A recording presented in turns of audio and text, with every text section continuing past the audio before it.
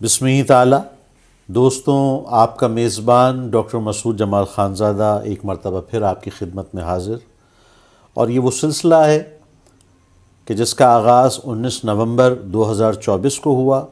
خانزادہ راجپوت برادری کی مقتدر، بزرگ، زعیم، اکابر اور فہیم شخصیات کے انٹرویوز کا سلسلہ۔ کسی بھی اچھی بات، اچھے کاز کے پیچھے کچھ متحرک لوگ ہوتے ہیں، کچھ محرکین ہوتے ہیں۔ اس پورے سلسلے انٹرویوز کے پیچھے بھی کچھ متحرک لوگ ہیں، اس کے بھی کچھ محرکین ہیں، اور اس کا ایک محرک اولی اس وقت میں ان کے ساتھ موجود ہوں۔ میری مراد ریسپیکٹڈ خالد مسعود خانزادہ صاحب سے ہے۔ میں ان کی رحمت کدے کوہسار متصل حیدرآباد سندھ ایئرپورٹ پر موجود ہوں۔ خالد مسعود بھائی، سب سے پہلے تو بہت شکریہ، شکریہ آپ نے وقت دیا، آپ کے رحمت کدے پر موجود ہوں۔ یہ بڑا خوبصورت سلسلہ آپ نے شروع کیا ہے، آپ اس کے محرک اولی ہیں کہ 19 نومبر 2024 سے لے کر آج 7 مارچ 2025 میں ہم داخل ہو گئے، اور اب تک برادری کے کم و بیش 7 شخصیات کے انٹرویوز ہو چکے ہیں، اور وہ یوٹیوب پہ جلوہ فرما ہیں، لوگ دیکھ رہے ہیں، سبسکرائب کیا جا رہا ہے اس چینل کو جس چینل پر وہ موجود ہیں، لوگ ویورز اس کے بڑھتے جا رہے ہیں۔ تو سب سے پہلے تو میں یہ جاننا چاہوں گا کہ یہ جو خیال آپ کو آیا کہ 1947 میں یہ جو بوقت ہجرت جو حالات تھے، ہندوستان سے جو اپنے اوطان مالوفہ کو چھوڑ کر پاکستان آ رہے تھے خانزادہ راجپوت برادری کے بزرگان، کہ ان کے انٹرویوز کیے جائیں، تو یہ خیال آپ کو کیسے آیا؟ اصل میں ایسا ہوا، یہ جب آپ کی عمر 55 سال ہوتی ہے تو آپ کے والدین آپ سے 20 سال بڑے ہوتے ہیں تو 80 کے ہو جاتے ہیں۔ تو یہ وہ دور ہوتا ہے کہ اب آپ کے سینئر جانا شروع ہو جاتے ہیں، ماموں چلے گئے، خالہ چلی گئیں، تو ہم 55 کے جب ہوئے تو یہ سلسلہ شروع ہوا، اور ہمیں یہ لگا کہ صرف ہمارے ساتھ ہو رہا ہے، ورنہ یہ ہمارے والدین کے ساتھ بھی ہوا ہے، دادا کے ساتھ بھی ہوا ہے۔ تو میں اور کرنل خالد صاحب جب بیٹھتے تھے نا، اکثر یہی بات ہوتی تھی کہ یار یہ سینئر جا رہے ہیں، سینئر جا رہے ہیں۔ جب کرنل صاحب ڈاکٹر قدیر صاحب سے ملتے تھے نا، تو قدیر صاحب تو ماشاءاللہ سما باندھ دیتے ہیں، ان کے پاس ہسٹری ہے ساری۔ تو وہ خالد بھائی مجھ سے کہتے تھے یار قدیر صاحب کے پاس بڑی نالج ہے، تم اس کو ہے نا کسی طرح سیو کر لو۔ پھر ہم نے طریقہ کار نکالا، تو انہوں نے کہا میں آپ کو شارٹ ہینڈ والا دوں گا، ان سے نکلوا لیں اور لکھوا لیں، آپ پھر کتاب بنوا دیتے ہیں۔ انہوں نے کہا چلو ٹھیک ہے۔ ہم شارٹ ہینڈ والے کو لے کے گئے قدیر صاحب کے یہاں۔ اب وہ شارٹ ہینڈ والا بھی سمجھو فیل ہو گیا، وہ مسئلہ جو مزہ آتا ہے نا وہ آیا ہی نہیں۔ وہ ادھر جا رہے ہیں، وہ لڑکے نے بھی کہا سر یہ میری تو اتنی اسپیڈ نہیں ہے کہ اب میں یہ کر سکوں۔ پھر ہم واپس آ گئے، خالد بھائی کو بتایا، پھر اسی طرح سلسلہ چلتا رہا۔ پھر ہم نے کہا آپ کتاب وہ لکھ لیں، ہم اس کو چھپوا دیں گے۔ اسی دوران میں اقتدار خانزادہ جو کہ صوبیدار سلیم صاحب کے بڑے صاحبزادے نیوی میں آج کے اسلام آباد میں ہوتے ہیں، وہ قدیر صاحب سے ملے۔ انہوں نے مجھے فون کیا پھر کہ یار خالد، وہ میں نے ایک فلاں شخص کو کہا تھا کہ وہ قدیر صاحب سے کچھ یہ ان کے پاس کچھ لکھا ہوا مواد بھی ہے، وہ لے کے تم کرو، وہ بندہ نہیں کر رہا تم کرو۔ اب آرمی کا بھی پریشر، نیوی والے بھی آ گئے۔ تو میں پھر گیا، ڈاکٹر صاحب کو بتایا، تو اس کے بعد انہوں نے کہا اچھا میں لکھتا ہوں۔ پھر انہوں نے کہا، اقتدار بھائی نے کہا کہ آپ جو ہے نا یہ ڈاکومنٹس لے لیں تو ہم ٹائپ کرا لیں گے۔ وہ ڈاکٹر صاحب اس پہ مقصد اسٹینڈ لے لیا، انہوں نے کہا ایسے نہیں دوں گا، جب تک کوئی کریکشن والی چیز ہو تو میں دوں گا، یہ تو برڈ آئی ویوز ہیں، اس میں غلطی ہوگی۔ اچھا میں بڑی ذمہ دار شخصیت۔ ہاں بالکل۔ تو ہم نے کہا چلو ٹھیک ہے۔ ایسے ٹائم گزرتا گیا، پھر ان کے نواسیوں کی کچھ شادیاں آ گئیں، لیکن وہ بات بن نہیں رہی تھی نا۔ اب جو ڈیلے ہوتی ہے بعض دفعہ اللہ کی طرف سے ہوتی ہے، اس کا پتہ نہیں ہوتا، انسان سمجھتا ہے غلط ہو رہا ہے، لیکن اللہ نے اس میں کیا چھپایا ہوتا ہے۔ تو یہ اسی طرح سلسلہ چلتا رہا۔ اچانک پھر جو ہے نا یہ خوش نصیبی ہے میری کہ آپ تشریف لے آئے میرے گھر پہ۔ تو میں نے آپ سے کہا کہ میں نے کہا جمال ایسے ایسے یہ جو ہے نا یہ کرنا ہے، تو آپ نے کہا میں جو ہے نا انشاءاللہ یہ کر لوں گا، اور میری ابھی بھانجی وہ جرمن جا رہی ہیں اپنے جنید کی بیٹی، تو یہ 15 دن کا ٹائم دے دیں۔ وہ 15-20 دن اس طرح گزر گئے. پھر جو وہ پہلا ڈاکٹر قدیر صاحب کا انٹرویو ہوا ہے نا, بہت خوبصورت, اور ان کی برتھ ڈے تھی اس دن 19 نومبر 2024. دوسرے دن جی دوسرے دن برتھ ڈے تھی بالکل. تو پھر ہم لوگ پہنچے. اچھا اس وقت تک میرا نا پھر وہی ارادہ تھا کہ اس کو میں پاس کر کے نا کتاب ہی لکھنی ہے, ذہن اس طرف جا ہی نہیں رہا تھا. پھر وہ بچے سے پوچھا اس کو کس طرح سلو کرتے ہیں, اس نے بتایا ایسے, اور میں نے لکھنا شروع کر دیا کہ اس کو لکھ کے ہم کتاب بنوائیں گے. جب وہ اپلوڈ ہوا نا تو اس کے بعد میں نے دیکھا کہ کسی خانزادے کا انٹرویو نہیں ہے یوٹیوب کے اوپر. جی. اور ہمارے جو مہاجر جو اردو اسپیکنگ مہاجر آئے تھے ان کا بھی کسی کا بھی نہیں ہے. جبکہ ہمارے جو پنجاب میں ہمارے بھائی آئے تھے راجپوت نا, ان لوگوں نے تو مقصد 8-14 سال پہلے کام شروع کیا تھا, پھر رکا, پھر 8 سال سے ریگولر ہیں وہ لوگ نا ماشاءاللہ, انہوں نے کافی بڑا اچھا کام کیا ہوا ہے. تو پھر مجھے لگا نہیں, میں نے کہا یار یہ تو جو ہے نا ہمیں کچھ کرنا چاہیے, تو ایک انٹرویو ہے. پھر ہمارے ایک دوست نے مذاق میں ہی کہا, لیکن اچھی تنقید تھی, میں نے اس کو پازیٹیو لیا, کہنے لگا یار تو یہ انٹرویو تو بڑا اچھا ہے لیکن یہ تو صرف طیارے کی تاریخ ہے. میں نے کہا یہ بھی صحیح بات ہے کہ خانزادے صرف طیارے میں ہی نہیں تھے. پھر ہمارے دوست ہیں شاہد نیاز, انہوں نے کہا ہمارے برسرے کا بھی اس میں کوئی ذکر نہیں ہے. پھر میرا ذہن نا بس چینج ہو گیا, اس کتاب سے ہٹ گیا. میں نے کہا اب اس پہ چلنا ہے. پھر جو میں نے کہا اب دوسرے علاقے کے جو لوگ ہیں نا ان کی طرف ہم چلتے ہیں. تو پھر ہم آپ کے ساتھ ٹنڈولیار گئے.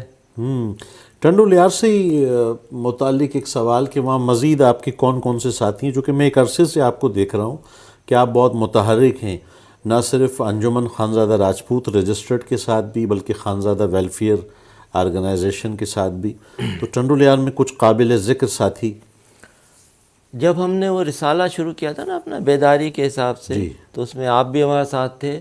تو سید چنو جو ہے نا یہ بہت ہی نا بے لوث قسم کے آدمی ہیں, اور یہ اس وقت بھی ہمارے ساتھ تھے, اور انہوں نے ساری ٹنڈولیار سے ارینجمنٹ وغیرہ میں کر کے دیتے تھے. شاہد نیاز ہمارے ساتھ ہوتے تھے, ایک عمران ہوتے تھے, آج کل وہ چلے گئے کراچی, اور مبارک بھائی ہوتے تھے. صابر بھی ہوتے تھے جو بینک میں افسر ہو گئے. صابر ادھر, ہاں وہ کراچی چلے گئے. بہت ماشاءاللہ وہ حیدرآباد کے تھے. حیدرآباد کے تھے. ایسے یہ ہماری ٹیم تھی. تو اس کے بعد آپ نے دیکھا ہوگا جس دن ہم وہ انٹرویو کرنے گئے تھے مبین صاحب کا, جی, تو چنو بھائی کی طبیعت سخت خراب تھی. بالکل. ناظرین میں بتاتا چلوں آپ کو کہ خالد بھائی کی امارت میں, اور ظاہر مہری کے اولی ہیں آپ, یہ 7 کے قریب انٹرویوز اب تک ہو چکے ہیں. اور ٹنڈولیار کا میں نے ابھی پوچھا ہے سر سے, تو ٹنڈولیار میں لاسٹ ٹائم جب ہم پہنچے ہیں تو تقریباً ہم وہاں سے 4 انٹرویوز کر کے نکلے ہیں. ایسا ہی خالد بھائی؟ جی ہاں بالکل 4 ہیں. ایک مبین صاحب کا تھا, ایک ابرار صاحب کا تھا, سعید بھائی کا تھا, اور طارق خانزادہ صاحب کا انٹرویو تھا.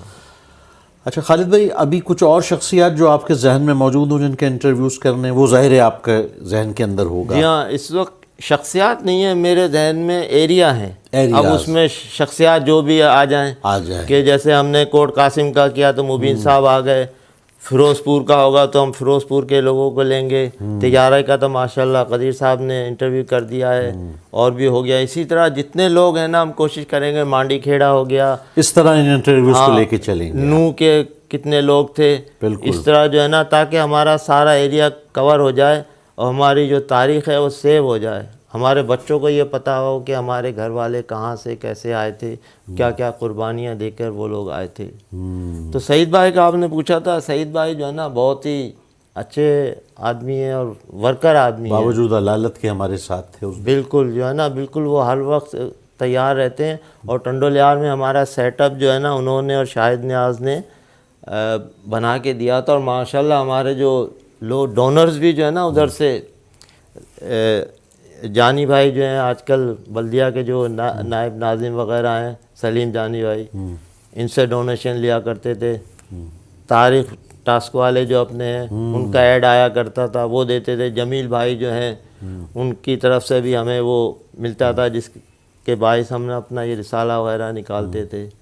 ناظرین ایک شورٹ وقفے کے بعد پھر میں آپ کی خدمت میں دوبارہ حاضر ہوتا ہوں خالد مسعود صاحب کے ساتھ. ایک مرتبہ پھر ڈاکٹر مسعود جمال خانزادہ آپ کی خدمت میں. خالد مسعود بھائی، میں بھی دیکھ رہا ہوں اور برادری بھی دیکھ رہی ہے، کم و بیش 20 سال سے ریسپیکٹڈ پروفیسر ڈاکٹر عبدالقدیر ملک خانزادہ صاحب سے جو آپ کا تعلق خاطر ہے، اور وہ ظاہر ایک تنظیم کے جو برادری کی ویلفیئر کو لے کر اور بچوں کی ایجوکیشن کو بڑھاوا دینے کی خاطر رن ہے، اس کے سربراہ بھی ہیں، تو انہیں کیسا پایا آپ کی 20 سال سے ان سے ایک ایسوسیشن اور وابستگی ہے؟ نہ صرف یہ جاننا چاہیں گے بلکہ پروفیسر رئیس خانزادہ صاحب مرحوم و مغفور، ان سے کیسا تعلق رہا وہ بھی جاننا چاہیں گے۔ ڈاکٹر صاحب نے پچھلے انٹرویو میں بتایا تھا، جب آپ نے سوال کیا تھا کہ ڈاکٹر نذیر صاحب سے تو انہوں نے بتایا تھا کہ ڈاکٹر نذیر صاحب میرے والد کے دوست تھے، پھر وہ میرے دوست ہو گئے۔ اب میں کہتا ہوں کہ اب وہ میرے دوست تو نہیں ہے، بزرگ ہو گئے، لیکن میرا واسطہ ان سے ہے، تو یہ سلسلہ چلا آ رہا ہے، اللہ کرے آگے تک رہے۔ آمین۔ تو ڈاکٹر صاحب سے میرے تقریباً 2005 یا 6 میں جو ہے نا واسطہ ہوا، جب صابر ادھر سے نا پروموٹ ہو کے کراچی جا رہے تھے، تو صابر نے مجھ سے کہا کہ آپ اس میں آ جائیں، حالانکہ اس دوران میں میری طبیعت صحیح نہیں تھی، مجھے ایک ہومیوپیتھک ڈاکٹر نے کارٹیزون کھلا دیا تھا، تو نا سستی سی رہتی تھی، لیکن میں نے وہ جوائن کر لی تھی۔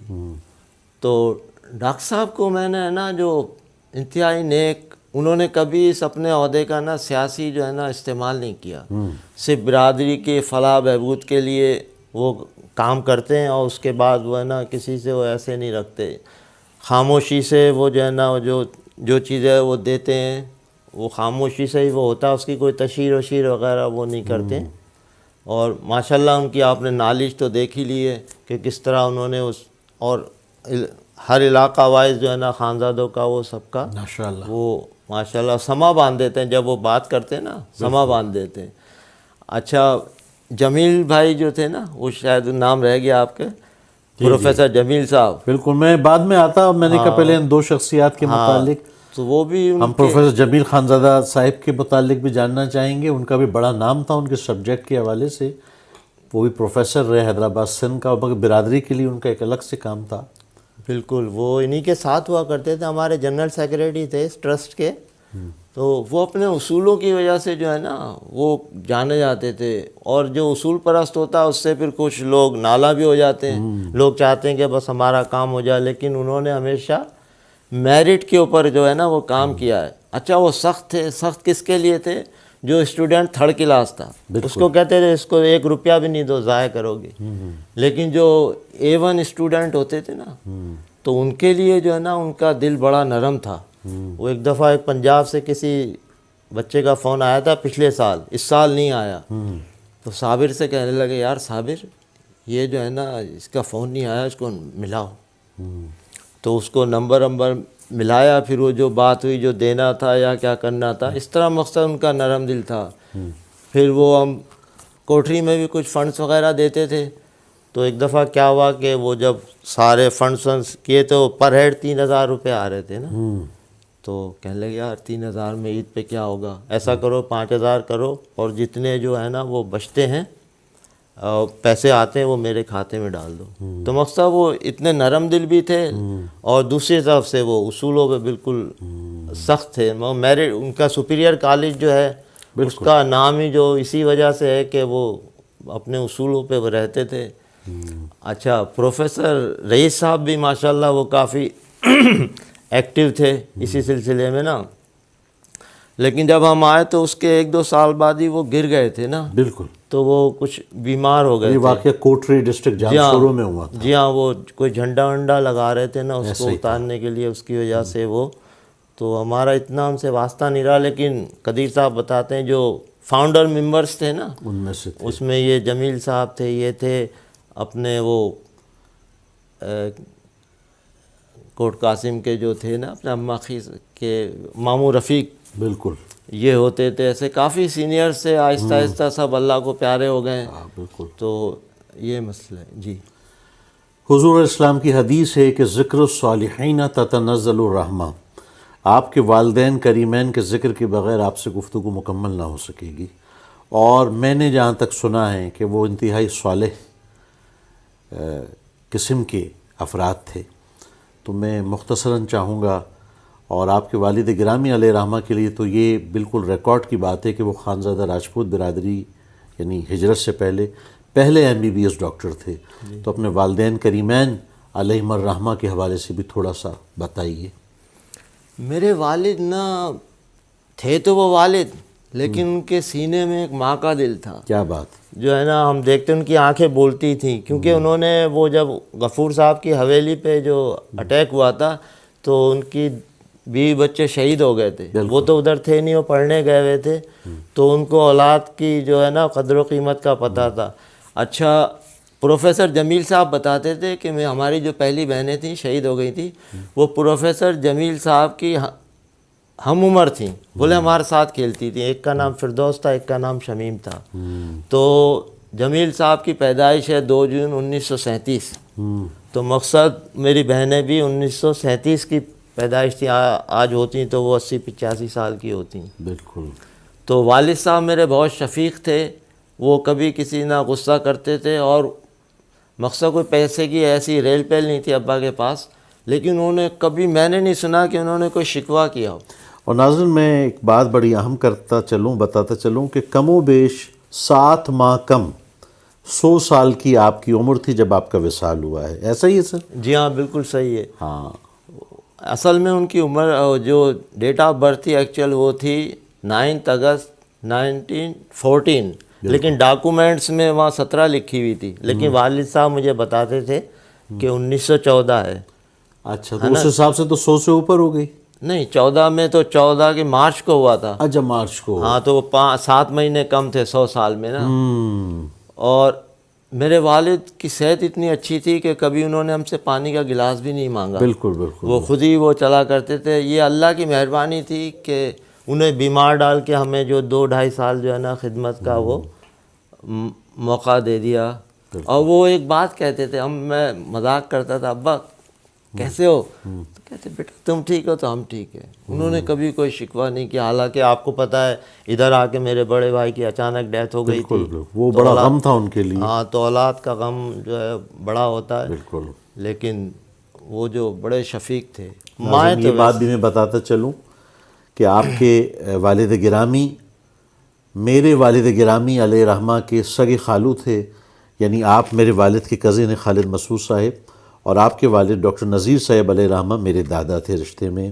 آخر میں پاکستان کے نام بالعموم اور خانزادہ راجپوت برادری کے نوجوانوں کے نام بالخصوص کوئی پیغام. دیکھیں جب طارق بھائی سے آپ نے انٹرویو کیا تھا نا، انہوں نے ایک بڑی گہری بات کی تھی کہ آپ کی عزت جو ہوتی ہے آپ کے کردار سے ہوتی ہے اور کام سے. اس اصول پہ پورا یورپ جو ہے نا کام کر رہا ہے. ایمانداری کردار ہوگا تو ایماندار ہوں گے، اور آپ کا کام ہوگا نالج ہوگی تو پورا یورپ جو ہے وہ اس پہ کام کر رہا ہے ایمانداری پہ. کوئی ایک ملک ایسا نہیں ہے کہ جو ہے نا بے ایمانی سے ترقی کی ہو. وہ لوگ ابھی امریکہ لوگ جاتے ہیں، وہ بتاتے ہیں کہ وہ فجر کے ٹائم اٹھتے ہیں اور مغرب کے بعد وہاں بازار بند ہو جاتے ہیں. ہمارے یہاں الٹا چکر چل رہا ہے. تو یہ جو ہے میرٹ اور ایمانداری جو ہے نا اللہ تعالیٰ نے کم تولنے پہ پوری ایک امت تباہ کر دی تھی. تو ہمیں یہی چاہیے کہ نالج حاصل کریں اور ایمان جو ہے نا سچ کا تھا. اگر جھوٹ بولنا ہی چھوڑ دینا آدمی تو 1000 برائیوں سے بچ جائے گا. بس میرا یہی پیغام ہے کہ جو ہمارے کام کرنے کا تھا وہ دوسری قومیں کر رہی ہیں. صحیح بات ہے. جی بہت شکریہ. خالد مسعود صاحب کے ساتھ بہت سیر حاصل گفتگو رہی، اور یہ جو انٹرویوز کا سلسلہ 2024 سے شروع ہو چکا ہے اور آگے اللہ کو پتہ ہے کہاں تک جاتا ہے، اس کے پیچھے کیا مقاصد حسنہ ہیں، اس پر ہم نے بات چیت کی. بہت شکریہ سر. Thank you. پاکستان زندہ باد. مادر وطن سندھ پائندہ باد. پائندہ باد. السلام علیکم.